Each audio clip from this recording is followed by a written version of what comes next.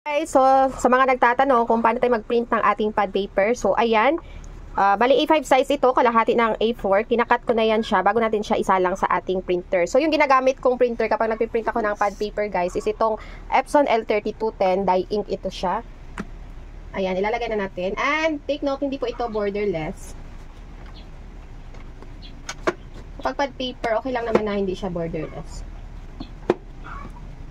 So, after natin siya masalang, syempre, magpiprint na tayo. Dito tayo sa ating laptop. So, print lang. Ctrl P.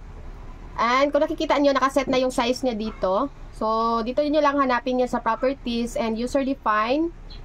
Ayan, iset nyo lang yung size ng ating papel, A5 size. So, 8.26 by 5.82. Kapag okay na, ayan. So, naka-standard vivid lang ako.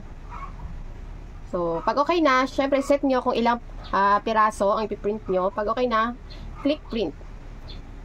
So guys, after nating ma-print dito sa kabila, so dito naman sa likod, so i-flip nyo lang siya. Wait lang, ayusin muna natin. So, ayan, after natin siyang mataktak ng maigi, so isasalang na natin ulit. So, ganito yan siya nung lumabas. So, baliktad lang natin siya guys. So, mauuna pa rin ito, oh, ayan, tingnan nyo. So, ayan, ilalagay nyo lang pa ganyan.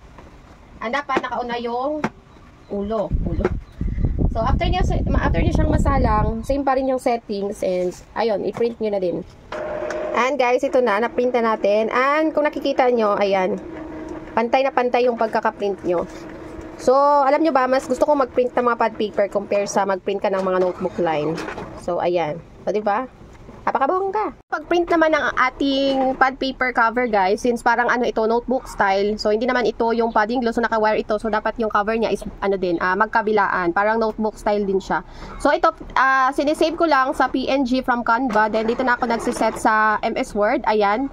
Dalawa yan siya. So, A5 size. So, pag okay na, i-print nyo lang.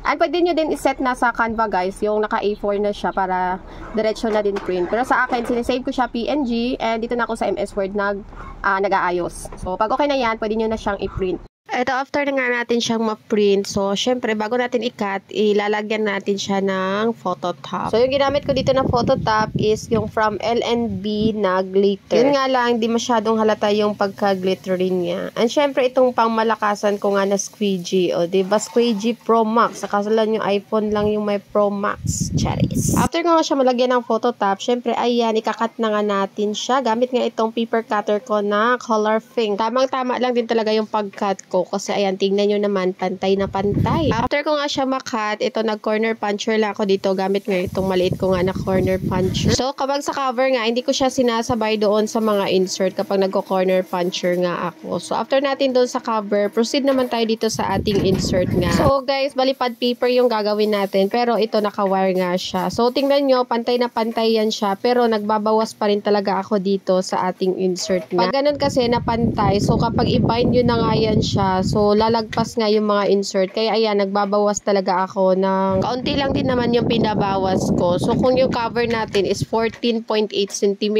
so, yung insert nasa 14.6 or 14.7 cm. So, bahala na kayong magtansya. Basta kapag na-bind siya is hindi lalagpas yung insert natin doon sa cover. Kumbaga, diskarte na lang din talaga. So, ilang beses na kasi akong nakatry ng gano'n na pantay nga siya. Pero kapag na-bind na nga siya, lumalagpas nga yung insert kapag hindi nga tayo magbabawas. So, ayan, going back nga, after ko nga siyang ma-cut or after kong mag-corner cutter, syempre dito na tayo sa ating binding machine. So, binutasan ko na. And syempre, ito ibabind na nga natin. So, yung gamit ko nga pala dito na double loop wire is yung 14.3 mm. And yung pad paper natin is 80 leaves nga pala ito. So, yun lang.